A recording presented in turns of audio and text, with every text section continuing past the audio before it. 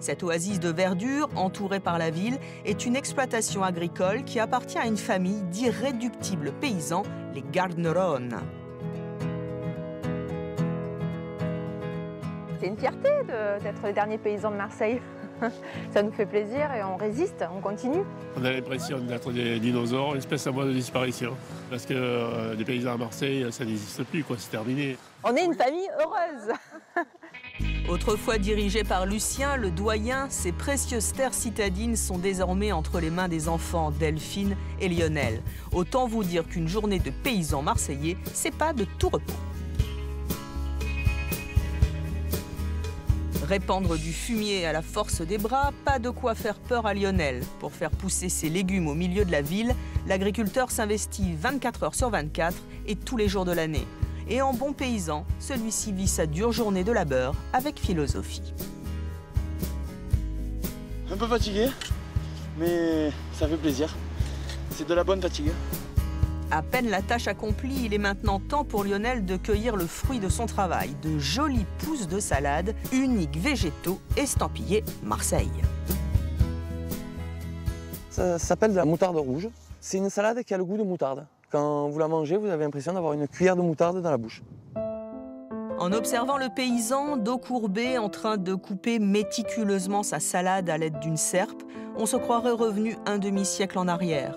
On en oublierait presque les habitations flambant neuves qui jouxtent la parcelle. Quitter sa campagne pour devenir un urbain, Lionel a tenté, en vain. Pour le rural marseillais, le bonheur est bel et bien dans ce pré. J'ai déjà essayé de travailler dans les bureaux, de travailler comme ça, c'est pas un métier pour moi. J'aime bien être dehors. Je me trouve privilégié, oui, bien sûr. C'est un cadre magnifique pour travailler. Vous entendez les oiseaux chanter, il y a un silence. On se croirait à la campagne. Mais on est à la campagne, mais sur Marseille. Chez les Gardneron, le travail dans les champs n'est pas seulement une affaire d'hommes. Les femmes, elles aussi, sont mises à contribution, à commencer par Delphine, l'aînée. Au volant de son tracteur, Delphine est une véritable experte lorsqu'il s'agit de labourer son terrain. Et cette vie de campagnarde, elle l'a choisie au gré d'un virage professionnel à 180 degrés. Loin du monde rural et aussi surprenant que cela puisse paraître, cette dernière se destinait à une carrière dans le mannequinat. Alors là, on a mon book. À l'époque où j'étais mannequin, j'avais 18 ans. C'était rigolo, mais bon, c'était pas ce que je voulais faire. Car le désir profond de Delphine, c'était de retourner sur son terroir, où elle s'épanouit comme nulle part ailleurs. Bien qu'elle soit de retour dans les champs, l'agricultrice a conservé son look d'élégante citadine, à tel point que personne ne veut la croire lorsqu'elle parle de son vrai métier. Quand je leur montre que j'ai la French manicure, ils me disent c'est pas possible, toi tu travailles pas dans les champs. Je dis bah, si, je travaille dans les champs. Des gants maintenant quand même, on est moderne chez nous. Donc on peut être paysanne et avoir de belles mains. Il est midi, c'est l'heure du repas et c'est sacré chez les paysans. Le moment où toute la famille se retrouve pour déguster une bonne salade maison préparée avec soin par Almane, la maman de Lionel et de Delphine. Il en aura pour tout le monde. C'est bon, c'est bon. S'il n'y a pas de salade à midi, je suis pas content. De la salade, il y en a bien sûr à foison, mais il manque quelques œufs pour régaler la famille. Lionel a donc pour mission d'en rapporter d'urgence. En plein cœur du 14e arrondissement de Marseille, le premier supermarché est à moins de 5 minutes en voiture. Mais pourquoi sortir de sa campagne chérie lorsqu'on a de bons produits sous la main? Là, on a des œufs tout frais qui ont été pondus ce matin. Je fais mes propres poulets. C'est différent, c'est 100 fois meilleur. La bonne viande nourrie au grain et à la salade. Une fois le repas achevé, Lionel peut profiter d'un moment de répit. Mieux qu'une sortie dans un square marseillais, l'agriculteur va offrir à son fils adoré rien de moins que le plus grand terrain de jeu de toute la ville. Vas-y, cours, oui! Et du haut de ses 3 ans, le petit se prend déjà pour un paysan, au plus grand plaisir de Lionel. Non, pas sur la tête. Faut pas te recouvrir de salade, Evan. J'aime la salade. Parce que c'est la salade de papa. C'est papa qui l'a plantée. Merci, c'est vrai. Coquin. Ces instants de complicité avec son jeune fils, les peupliers, les terres sur lesquelles il a grandi, Lionel ne peut s'imaginer s'en séparer. Malgré les pressions incessantes des promoteurs immobiliers, notre famille d'irréductibles paysans est prête à se battre pour défendre leurs terres, pour eux, travailler dans les champs, c'est plus que préserver un morceau de verdure. C'est aussi une manière de maintenir en vie l'âme paysanne marseillaise. Et la plus belle plante de Marseille est à mes côtés. 4 hectares en plein cœur du 14e arrondissement. Et elle est là, elle est incroyable. Vous disiez dans le reportage tout à l'heure que, en fait, les gens ne comprennent pas hein, quand vous dites que vous êtes paysanne, agricultrice. Je suis maraîchère. Maraîchère. Bon, alors vous êtes venu avec votre salade et ça, c'est donc de la salade 100% Marseille. C'est incroyable. Comment on peut arriver encore à tenir le choc? Parce que je suppose qu'il y en a des gens qui convoitent le terrain. Ah oui, il y en a beaucoup, oui. Mais nous, c'est une histoire de famille. Mes grands-parents travaillaient dans la salade. Mes parents ont repris l'affaire et maintenant, c'est mon frère et moi. Et vous la vendez, cette salade? Ah oui, on la vend. C'est moi qui la vends au marché des Arnavaux tous les matins. Eh ben, il doit y en avoir des clients. Hein. Comment on fait pour être agricultrice, maraîchère et rester aussi séductrice, aussi séduisante aussi, On reste moderne malgré tout. Oui, bon, enfin, moi, je ne sais pas conduire un tracteur, mais avec les talons, non. Hein. Ah, mais je ne mets pas les talons pour conduire le tracteur.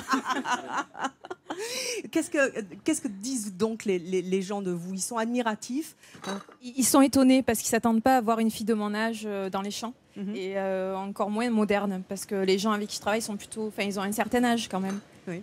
Bon, alors les poules, la salade, qu'est-ce qu'il y a d'autre dans le jardin de 4 hectares en plein cœur? Beaucoup de salade. Beaucoup de salade. Et c'est bon pour la santé, hein, la salade. En tout cas, elle est bien jolie. Et alors, moi, j'adore ce sujet hein, parce que c'est très tendance. En plus, de plus en plus de gens, avec la crise, se font des balcons où on cultive ses herbes, ses petites tomates. C'est tout un phénomène aux États-Unis. On a vu Michelle Obama planter des herbes en 2009 dans une ville. Il y a aussi toute une tendance en Allemagne et tout. Et ça nous rappelle les jardins ouvriers. Venez avec moi. Oui, autrefois, il y avait les jardins ouvriers. Mais aujourd'hui, c'est vrai qu'il y a une aspiration de plus en plus grande des citadins à se retrouver en contact avec la nature. Alors des architectes ont planché et ont essayé de faire correspondre l'urbanisme et l'agriculture. Alors on a une nouvelle discipline qui s'appelle l'agri-urbanisme. Bon, ça veut dire que par exemple, quand une ville s'étale, eh bien, autrefois, on chassait les agriculteurs pour récupérer leurs terres. Aujourd'hui, on essaye de garder les agriculteurs, leur activité, et d'intégrer un ensemble urbain dans un paysage agricole. Donc, il y a un souci qui est d'ailleurs respecté par la ville de Marseille, qui doit classer prochainement 60 hectares de terres cultivables pour que, justement, des exploitations comme celle de notre ami, puisse subsister encore et durer longtemps et maintenir une âme paysanne. Et aussi un circuit court, hein, on vient de le voir là, puisque la maraîchère vient directement sur le marché avec ses salades. Alors, ça arrive en France, hein, il y a les AMAP, on en a déjà beaucoup parlé. Il y a aussi des gens qui maintenant squattent carrément le toit de leur immeuble pour créer des jardins.